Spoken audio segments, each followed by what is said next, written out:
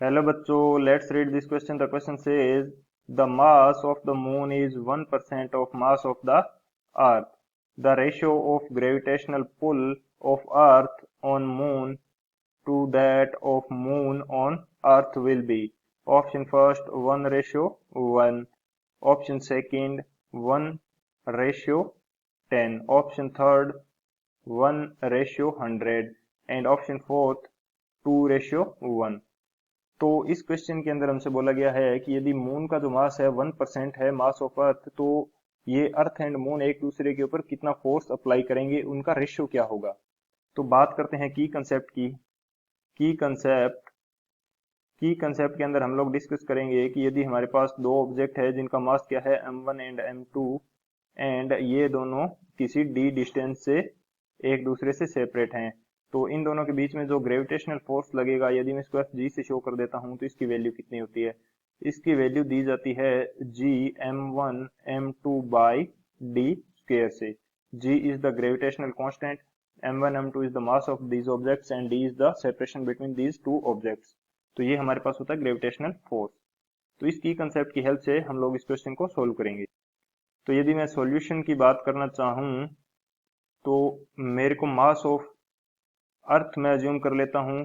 Mass of earth मेरे पास कितना है m, एंड मास ऑफ जो मून है ये मेरे को दिया है, इसको मैं बोल देता हूं m।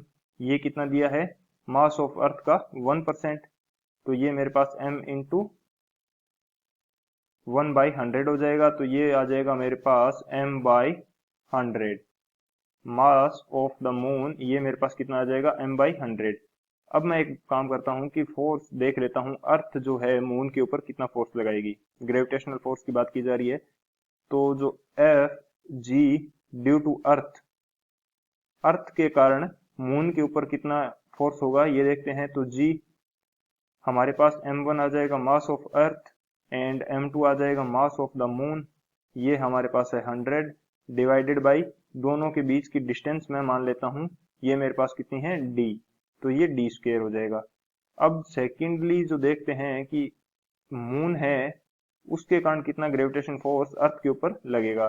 तो ये हमारे पास g m1 क्या आ जाएगा, मास ऑफ द मून, ये हमारे पास है m/100, and mass of the अर्थ ये है हमारे पास m डिवाइडेड बाई दोनों के बीच की डिस्टेंस, ये अभी भी हमारे पास d स्क्वायर है। यानी कि जो अर्थ मून के ऊपर फोर्स अप्लाई कर रही है ये, एंड जो मून अर्थ के ऊपर फोर्स अप्लाई कर रहा है, ये दोनों क्या है, सेम है।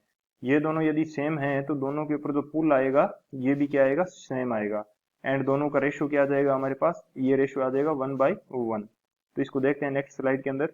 तो हमारे पास जो एफ ग्रेविटेशनल फोर्स आया था अर्थ के कारण, ये इक्वल आ रहा था किसके, gravitation force due to moon. ये दोनों हमारे पास क्या आ रहे हैं, इक्वल।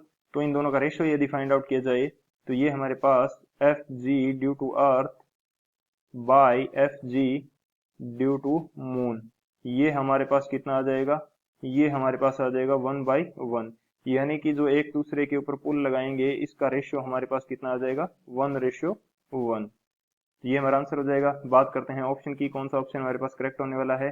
सो फर्स्ट ऑप्शन जो है 1:1, ये हमारा करेक्ट हो जाएगा। So option first is the final answer. I hope you understood it well. Best of luck. Thank you.